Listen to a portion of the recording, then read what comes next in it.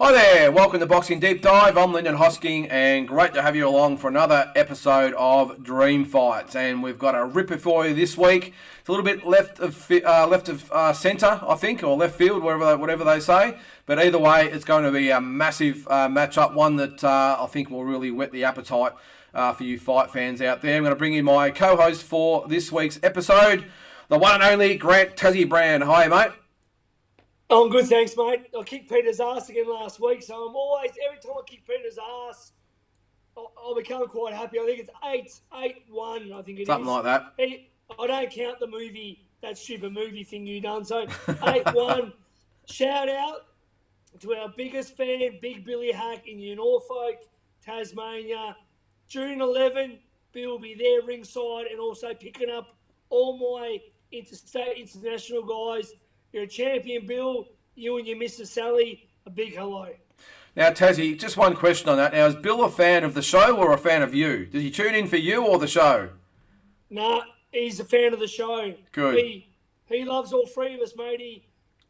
He reckons we're the best boxing minds, and he learns as we go on about stuff, and he tells everyone, watch us and listen and learn about things and the way we talk, because, I mean, we've all been there and done it. Me and you in the ring, and Peter a little bit in the ring, but more so in the promotion and management thing. But like, he's actually legit. He always posts, he goes, he learns so much about history and current things. I mean, let's not pat ourselves on the back, but we're pretty fucking good at what we do. Well, I'm going to pat ourselves on the back, but no, you're right, mate. And look, it's really good to get that sort of feedback from viewers like Bill. I've had a couple as well that have, and younger fight fans that have messaged and said, look, they love what we do with not only the dream fights, but the classic fights as well, and really learning about the past history, and they've gone on and watched the fights on YouTube once we've covered them. So, look, I think it's great, and it's good to be a little bit of a pathway, for these younger fans into the modern day. Well, that's my main thing. If I can give anything, I want to teach those that, don't know the history of boxing. I mean, I pride myself on, being a historian because I love the sport so much. Like, no one loves anything like I love boxing. So, the fact that I grew up around it, not just as a fighter, but I've studied it, I know the legends of the game, and I think they deserve to be recognised, and talked about, because these guys paid the way for every current fighter today. There's no Canelo, Mayweather or Pacquiao without a Henry Armstrong or Ray Robertson, a Ray Leonard or a Joe Louis or even our man Harry Greb. I mean, you gotta respect the old champions. So when we mention these names, guys, go back. You can Google these days, or go pick up a good old-fashioned boxing book. Yep. And go back and see who the champions were back in the day, because these guys, they paved the way for what it is today. So I love to be able to teach and encourage people, because I love this game. It's the only thing I fucking know. It's the only thing I fucking love. Sorry about swearing. Boxing's everything. Boxing is all I fucking care about. Yeah. That's it. No, I hear you, mate. And my mum and my partner and my dad, God bless him. But when it comes to anything, if I would have gave to anything, I would have been a scientist, an engineer, an artist, but I didn't care. I just wanted to be a boxer. That's it. Yeah, and well said, mate. I think it's great that, and that's what I think it's really good about our panel is that, and before we get into the fights in a second, of course, but I think it's really good that, yourself, really passionate, your staff. It's always great when Mike Altamura's on as well, because he's the encyclopedia Mike of everything. Lives the game. Yeah. Peter lives the game. He does. You live the game. Yeah. I mean, look, I have a joke about Peter because we have a go on the quiz, but he's given his life to boxing, this guy. Yeah.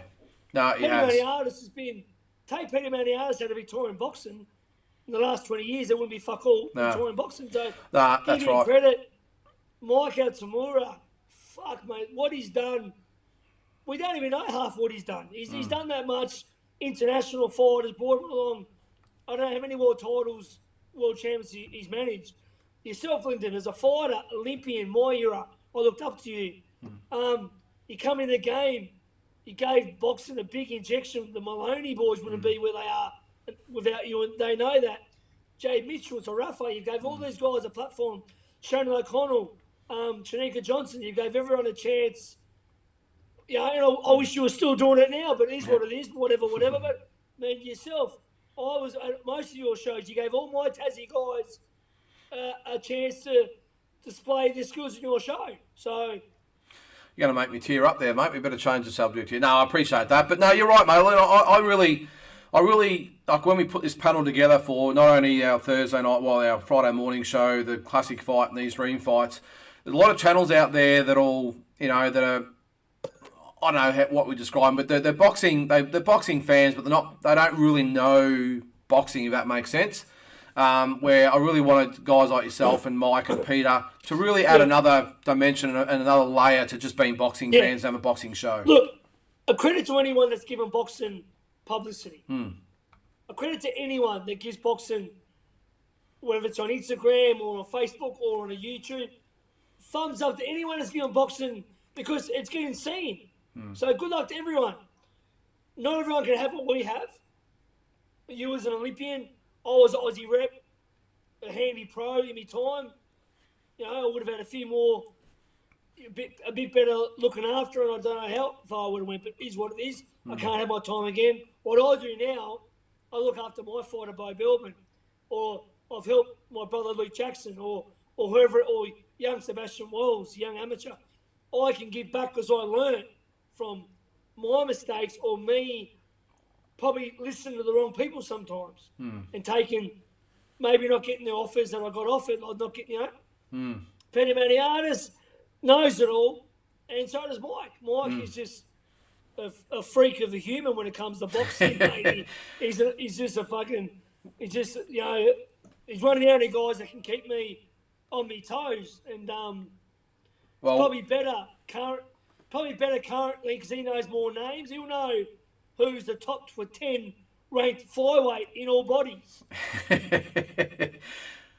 Well, that's why we're looking forward to having him back.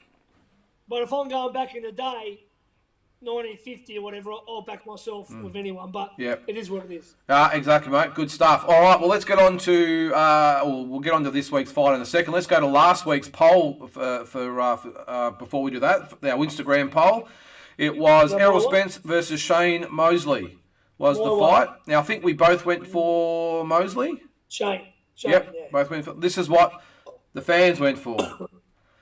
67% for Errol Spence, only 33% for our man Shane Mosley, which was surprising. And out of that, I think about 20% actually went for Spence by knockout that went for him, which I couldn't see him knocking Mosley out ever. But anyway, that's the vote.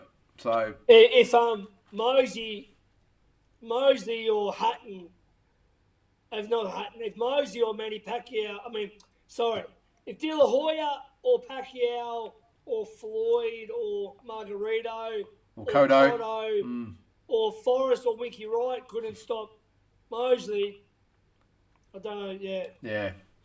That's why these the Mosley that fought Chalk. Talking Mosley that beat De La Hoya and prime Mosley, and destroyed Margarito. Yeah, early 2000s. Yep. He's undefeated. Spence is yet to be beat. I don't think he's been knocked down. So look, it's hard to imagine him being beat right now. But so look, it is what it is. Probably the more newer people to the game have probably gone with that poll, but yeah. Yep, that's why we do it. It's a good argument. Yep, it is, mate. Well, let's get on to this week's fight. It was back to me, and I've gone for one a little bit left field. This one, I've given one of the greatest fighters of all time, AZUMAH Nelson, a crack. I don't think we've had him on Dream Fights before, and we've put him in with one of the modern day greats, VASYL Lomachenko. Now, unfortunately, you can see that I've spelt Lomachenko's name wrong. I've left out the E, so apologies about that. And his first name, VASYL, it's Vasily or VASYL, or there's lots of different ways to spell it. So I've gone with the most popular one. I think it's Vasily. Yeah, Vasily is different. Or Loma. Different. Loma. We'll just call him Loma, without the E in Lomachenko. So AZUMAH Nelson, Lomachenko, really interesting one. This one, Tassie, because the both of them contrasting styles. You've got the power and the boxing IQ of Nelson compared to the sheer brilliance, speed, footwork, everything that Lomachenko brings to the table. This must be a super featherweight, yeah? Super featherweight, yep. Yeah. Yeah. Oh, look, you've done yourself justice tonight, Linda. You've got arguably the greatest African boxer of all time, the great AZUMAH Nelson, who's a Hall of Famer, who's a living legend. You've got one of my favourite fighters of all time, not so much even because of his pro career, but his amateur career, because I'm massive on the amateurs. VASYL Lomachenko, Loma, high tech. 2 Olympic gold medals, best boxer at the Olympics in 2008 Beijing, gold medal at 2012 London, 2 world championships at amateurs. I think he won a junior world championship. 396 and 1, and One loss. Lost to the Russian twice.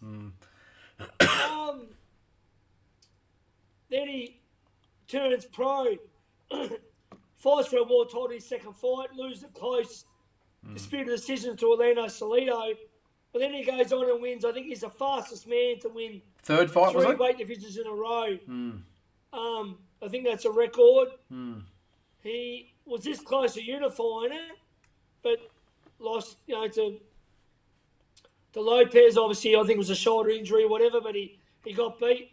He's bounced back and won 2 fights against very good opposition. And he's in the mix right now and could have easily fought George for all the chocolates if it wasn't for the war. So, mate, massive fan of Loma and a real, fan, but big respect for AZUMAH Nelson. I mean, it's a great fight, Lyndon. Well done, mate. Thanks, mate. It's just one that wouldn't really roll off the tongue really easy or come to mind really quickly. But took a bit of thinking. Let's get on to the fighters themselves. We'll start with AZUMAH Nelson, the professor from Ghana, Accra, Ghana, 38-6-2, 27 KOs. You can see there, WBC featherweight champion in 1984. 2-time super featherweight champion with the WBC. You can see there his biggest wins. The win over the legendary Wilfredo Gomez back in 84. Marcos Villasana, 86 and 87. So the 2 wins over him. 12-round decision over Mario Martinez. I think he fought him twice. Fought Juan Laporte in Australia, which I wasn't actually aware of back in 1990. Yeah, I knew that. Yeah, he had the fight with draw with Jeff Fennick, of course, in 91. The KO of Jeff Fennick in Melbourne in 92. Calvin Grove in 92 and also Gabriel Ruiz. I think he might have fought him a couple of times. So 93 he beat him. International Boxing Hall of Fame inductee in 2004. So, mate, when it comes to boxing greats, this is probably one of the first ones you sort of think of, especially like you said, have I got something wrong there, Are you looking something up? Yeah, I just wanted to double check. Look, 2 losses he had, I might have had down there as well. Yep. Salvador Sanchez, his first loss when he was very young, and a great Puna Whitaker for the undisputed lightweight championship. So 2 very big fights he had as well. So he lost to Jesse James Lehar.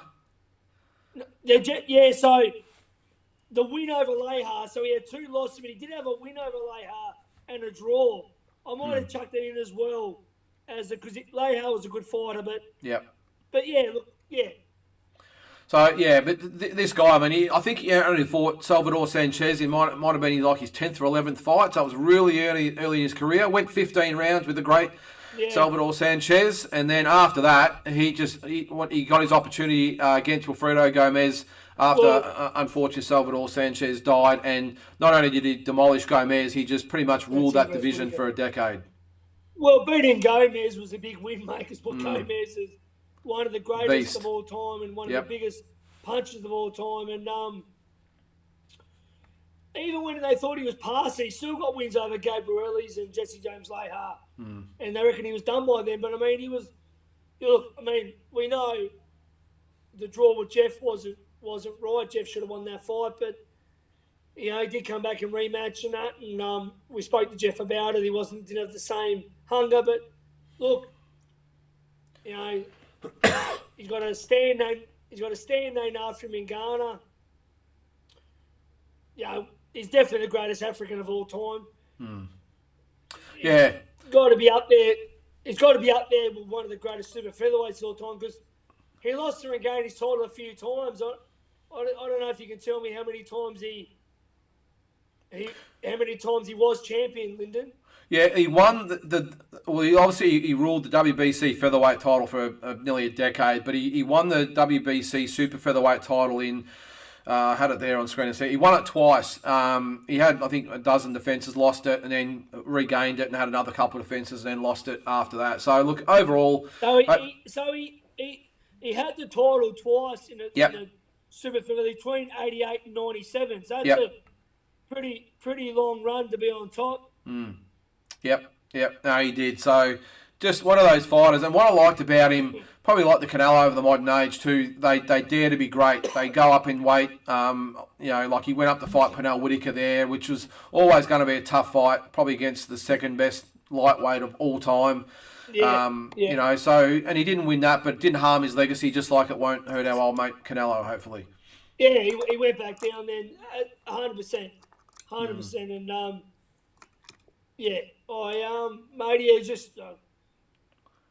just one of the greats. He's one of the greatest, and he was in my era growing up, like AZUMAH Nelson. So I used to watch him fight all the time, and I got to meet him when he came down to fight Jeff the third time, which got a photo with him, and which was really awesome. But no, mate, he's arguably one of the greatest, and he's a Hall of Famer, mate. So.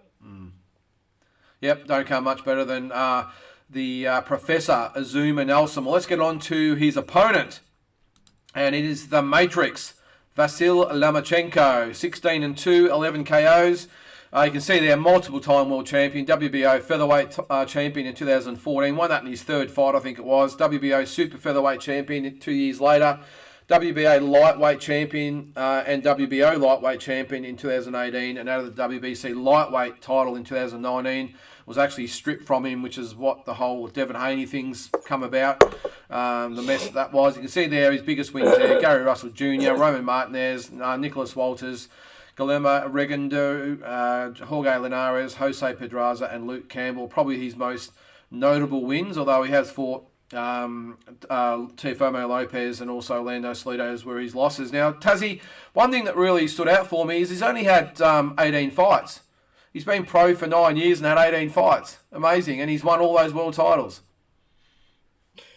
Yeah. I mean, look, I'm a massive Loma fan, and was excited when he was turning pro. And, mate, wins over Gary Russell was a big win. Great fighter. Linares is another great win. And Rigondeaux, a bit too big for Rigondeaux. But, yeah, look, that was a great all-amateur fight between two legends, but a little bit big. To make, Walters retire was a good win because he was he destroyed Orlando Donaire, and he was a big puncher. But, mate, yeah, look, just a great boxer. Angles, just an amateur pedigree, and a few things I didn't like in letting guys at the hook sometimes, looking to the referee to stop it. I believe it's business. You're in there to get your opponent out of there. I don't mean injure your opponent or kill your opponent or harm your opponent anyway, but if the referee's not stopping it, you got to get the business done. So I sometimes think about his killer instinct, but he's a great. He'll let you look at this. He'll make you move. He'll move. He'll make you miss. He'll make you pay. He'll hit you with flurries, punches in bunches, and there was a while there when he was making him quit because they were just that frustrated with his footwork, and his footwork's the key. His footwork can get him there, and there. He can be in the firing range.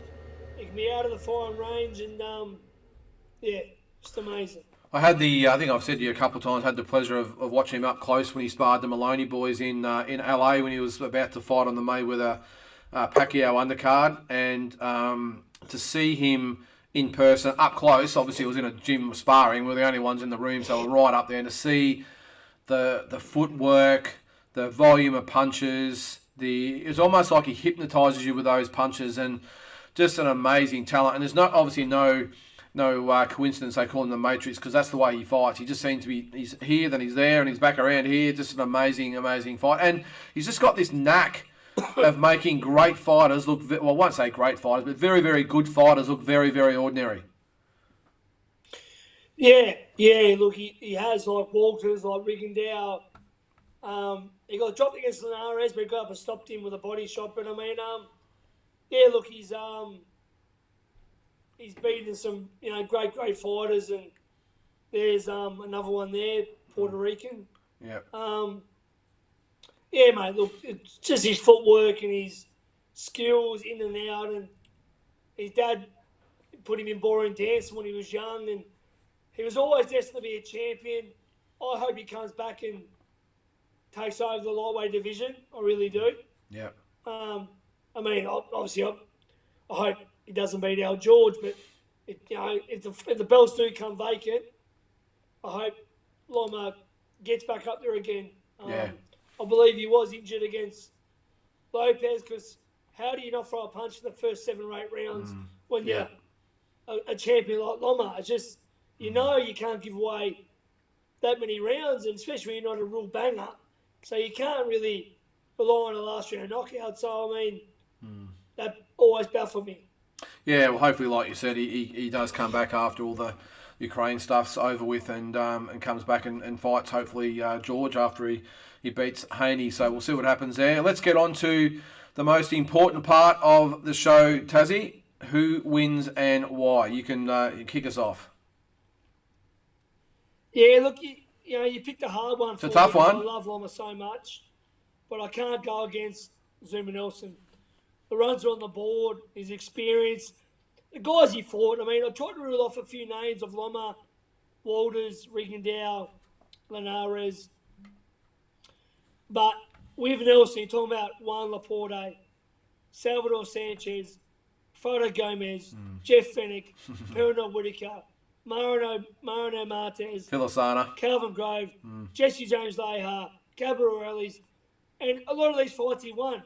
A few he lost, but a lot of them he won. So the fact that he dominated for so long, I just think, I mean, I know it was early in Loma's career, but he did get hustled a bit by Salido. He was better after that, but you wouldn't put Salido in the same breath as Zuma Nelson. I got to go with Zuma Nelson on points, but fairly wide margin. I just think Loma might give him troubles early, but I think Zuma Nelson's aggression, body punching, just his all-round experience, I think he wins an unanimous decision, probably 8 rounds to 4. Yeah. Yeah, well, probably along the same lines, mate. I think technique-wise, I think obviously Lomachenko is one of the best ever as far as natural ability goes. I mean, he's so talented with what he does. But the one difference, I think, all the opponents that Lomachenko's fought, none of them have been punchers. Well, not many of them, all big punchers. Where Nelson had that ability, not only did he have the great IQ, but he could punch, and he was hard. Like you said, he was hard to the head, he was hard to the body. It was a little bit sort of different times back then. And I think that would be the difference in the fight. And Lomachenko hasn't really fought, as I said, a lot of punches, where Nelson's fought boxers, punches, lefties, righties. And I just think, while I think he would have some trouble with Lomachenko early, I think mid-rounds he would start to close the range, close the gap, start digging them in, starting to slow Lomachenko down. And I think by the 8th, 9th, 10th round, he would really be caught up with him. And it could even stop him late. But I think I'll go with you and just say, look, Lomachenko survives just, and Nelson wins a unanimous decision. But, I mean, that's obviously goes to show what a great fighter Nelson was, because to think that we're picking him to be that dominant over a fighter like Lomachenko, says a lot. Yeah, well, I mean, look, you just can't go against his resume, mate. The guys he fought, I mean, I don't know how many Hall of Famers on that list of Zuma Nelson fought. I don't think there's one on Lomas yet. No. I mean, I know it's a younger generation, but I don't, mate, as I said, mate, Juan Laporte, Fennick, Whitaker, Salvador Sanchez, Rafael Gomez, Galvin Grove, Gabriel Ellis, Jesse James Lahar. Take your pick, mate. So many great fighters, and he's Yeah, I just think Azuma Nelson gives most super featherweights. Yeah, I don't think there would have been. If you go through Yeah. history, Yep. he gives like. I mean, the super featherweight division wasn't around back in the day, as we know. It was featherweight, lightweight. But Featherweight. Yeah. if you're talking super featherweight of all time, you got to have. It'll be in the argument. I mean, for me, I don't know what division would you have Chavez, super featherweight or lightweight. If it's maybe Chavez greatest of all time, but you got to check it out. I mean, Just what a fight that would have been, eh? Featherweight. Who? What a fight that would have been. Julio Cesar Chavez and Azuma Nelson. Both had the same trainer. Oh, is that? Oh, they did too. That's right. Buffalo Martinez. And he died, didn't he, in a car crash? I think. Yeah, and both were Don King as well. So yeah, so it was never going to happen. That could be a dream fight down the track. But I mean, so look, what I'm trying to say, Lyndon, he's in the conversation as one of probably the all-time great super featherweights. Yeah, exactly, mate. And as I said, the only reason I would pick him to get the job over Lomachenko is just that not only the IQ to match Lomachenko, but the power to go with it. I think if he wasn't a heavy puncher, it might be a little bit different story. But the fact that he would break, Lomachenko down over those last sort of 6 or 7 rounds, I think that would be the difference. So another one, mate. We'll wait and see what the viewers have to say. We obviously both went for Mosley last week and they voted against us. So we've both gone for Nelson this week. So we'll see whether they disagree with us again. We love our viewers, only joking, guys. But yeah. I've got to be the bad guy to try and make the show interesting, mate. Lyndon's too nice of a guy. I'm a bit. Yeah. Peter's like a Greek slice of bloody tiramisu. I mean, I need to make this show a bit. How you going? Yeah, that's good, mate. Well, look, the great thing is I always say Neil every week. What's great about these shows is that it's all about personal opinion, and we've all got our different ways of viewing it. But it's a really fun segment to do. And like we always say, if you've got a suggestion, then let us know. What's that say? Oh, Team Zoo. Tim Zoo, I'll be there tomorrow night to watch Nikita fight, and obviously Leighton McFerrin versus Harry Garside. Good luck, Leighton. Yep. Launceston and Tassie boy, promoted him a couple of times, and good luck to Big Paul Gallen too. He's a really good bloke and a mate of mine, and they're really keen to see Nikita, and much love to the Zoo family, and hopefully we might be fighting him next. So we'll see how we go. Good stuff, mate. Well, thanks again for being part of the episode. It was Azuma Nelson, VASYL Lomachenko. Azuma Nelson, we've both picked to win by a unanimous decision. But interested to see what our viewers out there have to say. Make sure you vote on our Instagram page so that you can get your vote in so we can get your opinion. And as I said, any suggestions you might have, then let us know and we'll look to put them on in the future. So until next week, mate, it's back to you. So we'll wait to see who you've got till then, and look forward to having you back then. Until then, Lyndon, like the great Johnny Lewis, my old trainer and mentor, used to say, when in doubt, jab out. See you there, mate.